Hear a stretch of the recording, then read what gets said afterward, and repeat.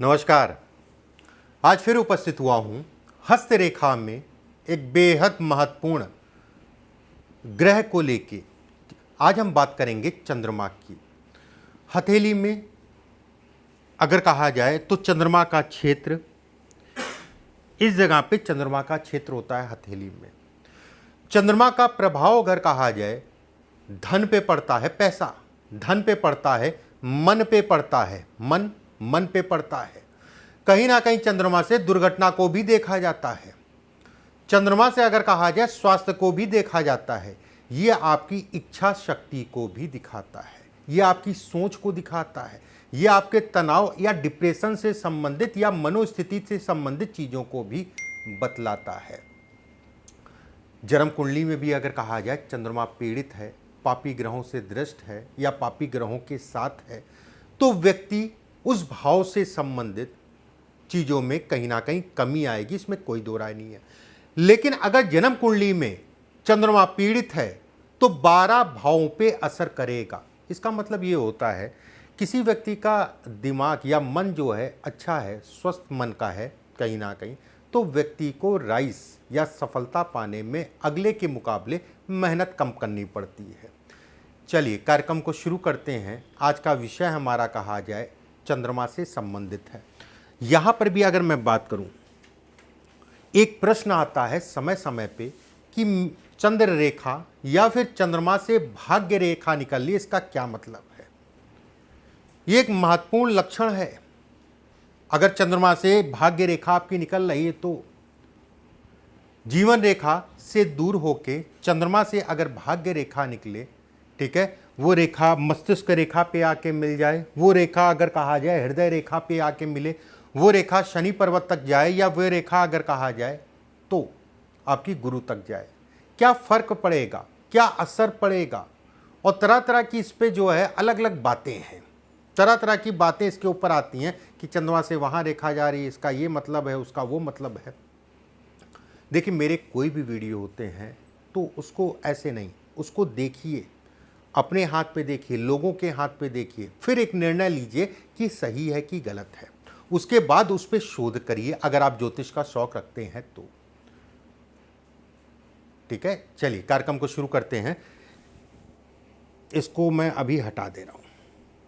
ये आपकी जो है भाग्य रेखा बहुत सारे हाथों में मिल जाती है कि चंद्रमा से कोई रेखा निकले उसे शनि तक जाए, उसको भी हम लोग भाग्य रेखा कहते हैं।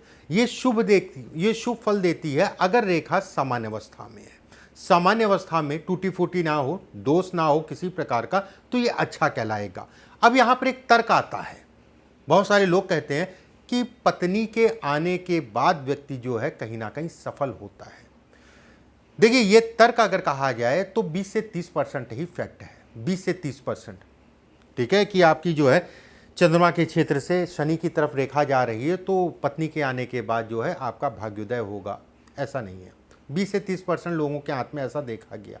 लेकिन बेटी के होने के बाद, बेटी, ठीक है, इसका रेशियो अगर कहा जाए तो 70 से 80% हो जाता है बेटी के होने के बाद। अब जिन लोगों की बेटी है मैं उनकी बात कर रहा हूँ, जिनकी बेटी नहीं है, ठीक है, उनकी बात नहीं कर रहा हूँ। बेटी के होने के बाद 70 से 80% देखा गया है कि ये रेखा, इसका प्रभाव व्यक्ति के जीवन में स्थायित्व लेके आया है। व्यक्ति कहीं ना कहीं स्थायी हुआ है, उसमें कोई दो राय नहीं है। ऐसे लोग जीवन में कहीं ना कहीं स्थायी रहते हैं, धन के दृष्टिकोण से भी अच्छा है। लेकिन सामाजिक भी होते हैं, लेकिन उसके साथ मूडी बहुत होते हैं। ठीक है, और भी कुछ चीज़ें अभी मैं बताता हूँ आपको। ये कहीं ना कहीं मूड को भी दिखाता है, व्यक्ति के मूड से संबंधित चीज़ों को भी इंगित करता है। ऐसे लोग माता के प्रेमी होते हैं, माता से बड़ा प्रेम करते हैं, और माता से ऐसे लोगों को सुख भी मिलता है। और ये भी कहा जाएगा कि ऐसे लोगों की माताएं, सबकी माताएं सुंदर हैं, अच्छी हैं, बहुत अच्छी हैं सबकी माताएं, लेकिन ऐसे लोगों की माताएं अगर कहा जाए तो दिव्य होती है। दिव्य का मतलब हो गया, ऐसा नहीं है कि पढ़ा लिखा होना ही बहुत बड़ा शिक्षा का वो है। ठीक है, हो सकता है कि जो है पढ़ी लिखी ना हो, लेकिन ईश्वर का आशीर्वाद उनके साथ हमेशा रहता हो। ठीक है, अब एक बात आती है, मस्तिष्क रेखा पे ठीक है, चंद्रमा के क्षेत्र से भाग्य रेखा उठ रही है, इसको आप चंद्र रेखा भी कह सकते हैं और भाग्य रेखा भी कह सकते हैं, और मस्तिष्क रेखा पे आके जो है मिलके रुक गई। ये बहुत अच्छा संकेत नहीं है, और खासकर सूर्य के नीचे उतरे तब। सूर्य के नीचे का मतलब हो गया, मैं ऐसे बना देता हूं, ये ऐसे देखिएगा, सूर्य के नीचे का मतलब हो गया कि शनि और सूर्य की उंगली के बीच में और बुध और सूर्य की उंगली के बीच में अगर ये उतर रही है, तो ऐसे में ये कहा जाएगा कि व्यक्ति को 43-44 वर्ष के आसपास की आयु तक का व्यक्ति को संघर्ष और जीवन में अस्थिरता को दिखाता है। 44 वर्ष की आयु के बाद व्यक्ति कहीं ना कहीं स्थायी हो पाता है। मैं यहाँ पर धन की बात नहीं कर रहा हूँ, व्यवसाय आपकी चलती रहेंगी, लेकिन जो चीज़ आप लोग पूछते हैं, जो प्रश्न आप लोग करते हैं कि मैं स्थायी कब हो पाऊंगा, अगर ये रेखा है तो 43-44 वर्ष की आसपास की आयु से व्यक्ति धीरे धीरे जो है कहीं ना कहीं स्थायी होने लगता है। अगर इस रेखा को कई रेखा काटे, ठीक है, इस रेखा को कई रेखाएं काटें, तो ऐसे में कहा जाएगा कि समस्याएं पीछा ही नहीं छोड़ती हैं। समय समय पे कोई ना कोई समस्या जो है उतार चढ़ाव जीवन में कराती ही रहती है। ये इसके संकेत देता है, ये इसको बतलाता है। अभी जैसे मैं बात कर रहा था कि आपका जो है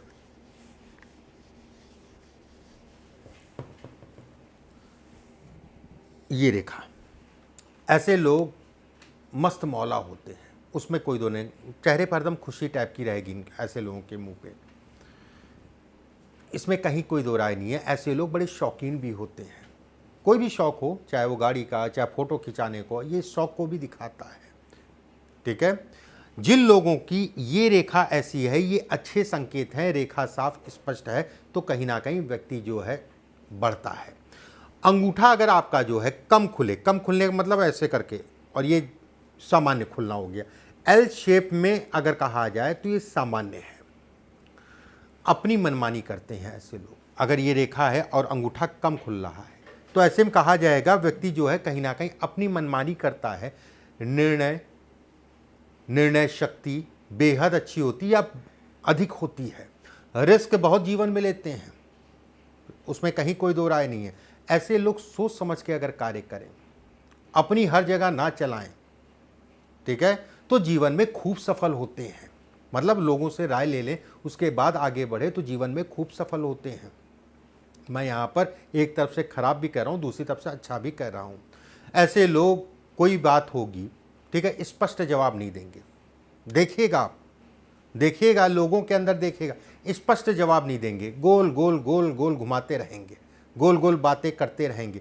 और उसके ऊपर जब भी कोई प्रश्न आएगा, ठीक है मैं सोच के बताऊंगा आपको, मैं विचार करूंगा उसके ऊपर, उसके बाद विचार लंबा होगा, फिर गोल गोल घुमाते रहेंगे, गुत्ते रहेंगे खुद भी और अगले को भी।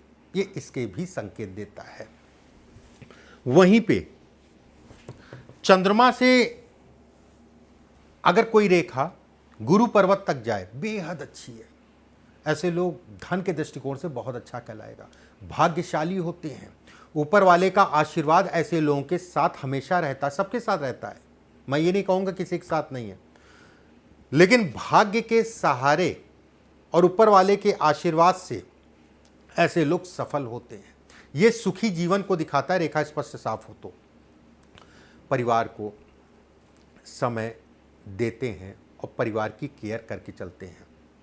कहीं ना कहीं ये भी कहा जाता है यात्राओं के प्रेमी होते हैं, यात्राएं बहुत करते हैं, यात्राओं से संबंधित चीज़ों को भी ये इंगित करता है, ये दिखलाता है, उसमें कोई दो राय नहीं है। कुल मिला के ये रेखा बेहद अच्छी होती है, उसमें कोई दो राय नहीं है।